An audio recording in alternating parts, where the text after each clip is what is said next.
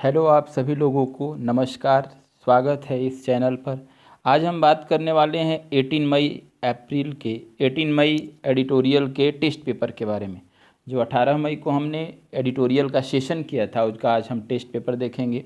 देखिए अभी लॉकडाउन में अभी जो आपको सारे वीडियो क्लासेस जो प्रोवाइड किए जा रहे हैं इसी यूट्यूब चैनल पर पांडे इंग्लिश स्टडी सेंटर, तो आज अगर आप पहली बार इस चैनल को देख रहे हैं तो आप लास्ट तक देखेंगे। लेकिन इसको देखने से पहले मैं बताऊंगा कि जो 18 मई का जो आपका एडिटोरियल का सेशन किया गया था आप उसको इसके पहले देख लें। और जो मैं आज अभी टेस्ट पेपर कराने वाला हूँ इसका PDF आपके टेलीग्राम चैनल पर दिया हुआ है। आप वहाँ पहले इसको बना लें, उसके बनाने के बाद इस वीडियो को देख कर आप एनालिसिस करें कि कितने आपके सही हो रहे हैं कितने रॉन्ग हो रहे हैं। तो चलिए अब इस चैनल के बारे में बात करते हैं थोड़ा सा। आपको देखिए एक टेलीग्राम चैनल है इंग्लिश विथ डी पांडे, आप इसे ज्वाइन कर लेंगे। यहाँ से आपका सारा PDF मिल जाएगा। मैंने इस वीडियो के डिस्क्रिप्शन में उसका लिंक रखा है, वहाँ से आप सब्सक्राइब कर लेंगे।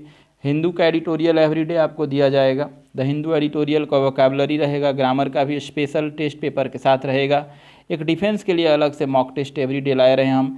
SSC के बारे में भी एक सेट रोज आ रहा है और बैंकिंग के बारे में भी एक सेट रोज दिया जा रहा है। तो चलिए अब हम लास्ट तक जरूर देखेंगे। पहला क्वेश्चन पढ़ते हैं। लिखा है ऑन मार्च 18 मार्च की बात है।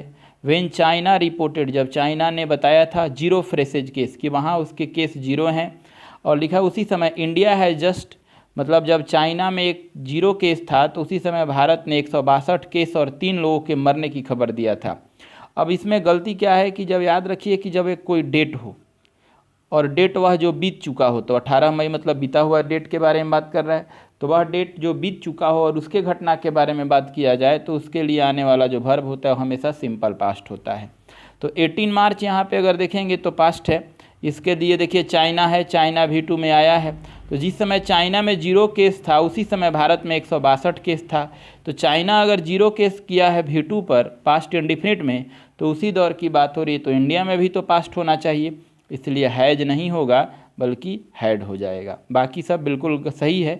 आगे लिखा है despite the country being lockdown, ठीक है, अंडर लॉकडाउन, अभी देश हमारा जो है लॉकडाउन में है। सिंस ऑलमोस्ट इंड मार्च, मार्च से ही। और नंबर ऑफ फ्रेश केस है, डेथ हर दिन बढ़ने के कगार पे है।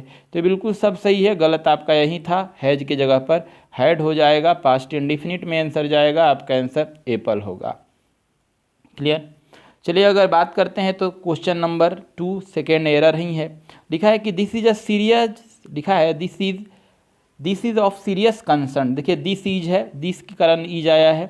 ऑफ सीरियस कंसर्न एक गंभीर चिंता है। एज कॉन्ट्रेरी टू जो बिल्कुल विपरीत है, विरोधात्मक है। टू द एडवाइस दिए गए सलाह का ऑफ WHO ने। कहा है कि जो WHO ने सलाह दिया था उसके बिल्कुल विपरीत ही चिंता आया है। India has not fully utilise, देखिए इंडिया के साथ हैज आया है, सही है, नॉट आया है। फुली यूटिलाइज, फुली वर्ब है, फुली सॉरी एडवर्ब है, यूटिलाइज मेन वर्ब है। द प्रीसियस लॉकडाउन पीरियड तो बिल्कुल सही है। To increase manifold the number of test, ठीक है। अब देखिए इसमें लिखा है कैरीड ऑफ, कैरी के साथ 2 प्रीपोजिशन होता है, एक होता है ऑफ, तो कैरी ऑफ मतलब होता है जीत हासिल करना या जीतना, लिख लेंगे आप, कैरी ऑफ मतलब जीतना। और दूसरा होता है कैरी आउट, तो कैरी आउट मतलब होता है किसी काम को पूरा करना। तो कह रहा है कि नंबर ऑफ जो टेस्ट थे उसको पूरा करना था डेली, यहाँ जीतना नहीं होगा, इसलिए ऑफ की जगह पर कैरी आउट हो जाएगा। तो आपका आंसर सी जाएगा, कैरी आउट, ऑफ हटा के आउट करेंगे। चलिए क्वेश्चन नंबर 3 है, ये भी सेंटेंस इंप्रूवमेंट से है। लिखा है सिमिलरली, बिल्कुल एक समान रूप से। सर्विलांस देखिए एक सब्जेक्ट हो गया, एंड केस फाइंडिंग एक सब्जेक्ट हो गया, सिंगुलर सिंगुलर प्लूरल हो गया।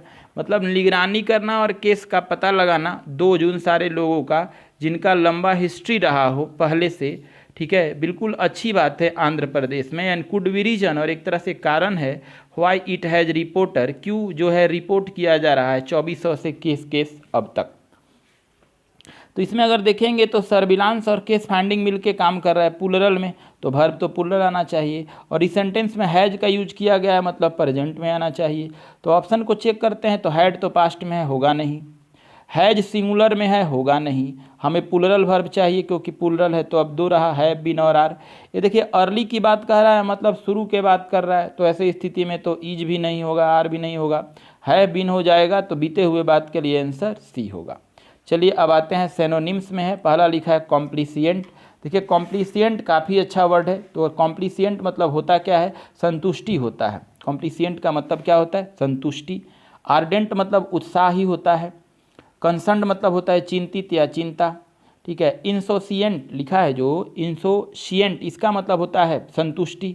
डिफिएंट मतलब होता है आत्मविश्वास में कमी। तो आपका आंसर अगर देखिएगा तो कॉम्प्लिसिएंट का जाएगा, इंसोशिएंट जाएगा। चलिए, टेस्टिमनी मतलब होता है साक्ष्य होता है, सबूत होता है। तो इसका देखा जाए तो एविडेंस सबूत है, सही है, आंसर यही होगा। एकॉस्टेशन किसी चीज़ का आरोप के बारे में बात हो रहा है। गेस अनुमान, डिसअप्रूव असहमति। तो आपका टेस्टिमनी का आंसर ए जाएगा। अब एंटोनिम्स में आइए, मैनिफोल्ड लिखा है। तो मैनिफोल्ड का मतलब होता क्या है, मैनिफोल्ड होता क्या है, तो बढ़ाना होता है, ठीक है। अगर यह तरह से देखा जाए तो एक तरह से कह सकते हैं, मतलब बढ़ने की प्रक्रिया जो है ना वो मैनिफोल्ड है, यानी ये मैनिफोल्ड एक तरह से क्या है, एक तरह का वर्ड है।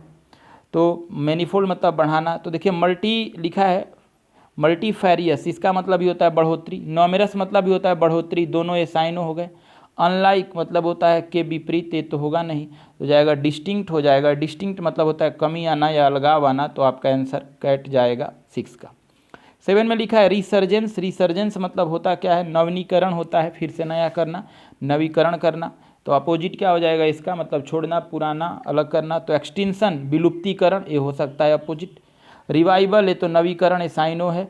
रिन्यूअल पुनः निर्माण, साइनो है, ठीक है। रेविफिकेशन ये भी पुनर्निर्माण है, साइनो है। तो आपका रिसर्जेंस का अपोजिट जो एक्सटिंक्शन हो जाएगा, विलुप्ति या समाप्ति की बात कह रहा है।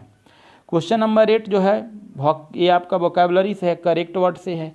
तो बेयरिंग, बेयरिंग देखिए होता है, बेयरिंग में डबल आर होता है, BARRING, तो बिल्कुल सिंगल आर लिखा है, यहीं आपका करेक्ट वर्ड, रॉन्ग वर्ड चुनना था, तो रॉन्ग वर्ड में आपका बिल्कुल यही आंसर जाएगा। तो आपका आंसर ए जाएगा। बेयरिंग का मतलब होता है के अतिरिक्त होता है। ट्रांसमिशन सही है, मतलब होता है संक्रमण। सर्विलांस निगरानी सही है। रेस्पिरेटरी श्वास से संबंधित है। चलिए फिलर में आते हैं। 9 नंबर क्वेश्चन है, लिखा है कि there are 10 other cases, sorry there are only 10 other countries, कह रहा है कि बाकी और 10 देश हैं मोर देन इंडिया, जहाँ पर भारत से ज़्यादा है। तो अगर इसमें देखिएगा तो इसमें कंट्रीज है, तो यहाँ पे आने वाला कंट्रीज के लिए वर्ब प्लूरल आएगा। ये देखिए दैट हैज है, ये होगा नहीं। अब रहा दैट हैव है, एक विच हैज है, ये भी नहीं होगा। एक दैट आर है, तो आर अगर देखा जाए तो यहाँ भी सूटेबल नहीं है। तो अगर क्या बेहतर आंसर होगा 9 का, तो आंसर जाएगा बॉय दैट हैव हो जाएगा। यानी कह रहा है कि भारत के अलावा और भी 10 ऐसे देश हैं जहाँ पर मतलब ऐसे केस हैं। तो हैव होने के सेंस में है, जहाँ केस हैं तो दैट हैव हो जाएगा। हैव जो आपका प्रेजेंट में ही है, मेन वर्ब का काम कर रहा है। तो आंसर इसका 9 का बॉय। कह रहा है ए रीजन फॉर दिस कुड, कह रहा है इस होने का एक कारण है, ठीक है। That cases in other countries, कह रहा है कि जो केस बाकी देशों में है, रसिया को और ब्राज़ील के हैव ऑलरेडी पिक और अबाउट टी, जो पहले ही ज़्यादा हो गए हैं या होने वाले हैं। तो यहाँ पे के छोड़कर बता रहा है, यानी कह रहा है एक कारण है ये होने का, ठीक है, जो मतलब बाकी देशों में रसिया और ब्राज़ील को छोड़ दिया जाए तो जहाँ पर पहले ही हो चुका है। तो के अतिरिक्त के बारे में बात किया जाए तो एक्सपेक्ट, ए एक्सेप्ट है, ये तो होगा नहीं, ये एक्सपेक्ट अलग चीज़ हो गया। देखिए एक्सेप्ट मतलब तो ये स्वीकार करना होगा, ये भी नहीं होगा।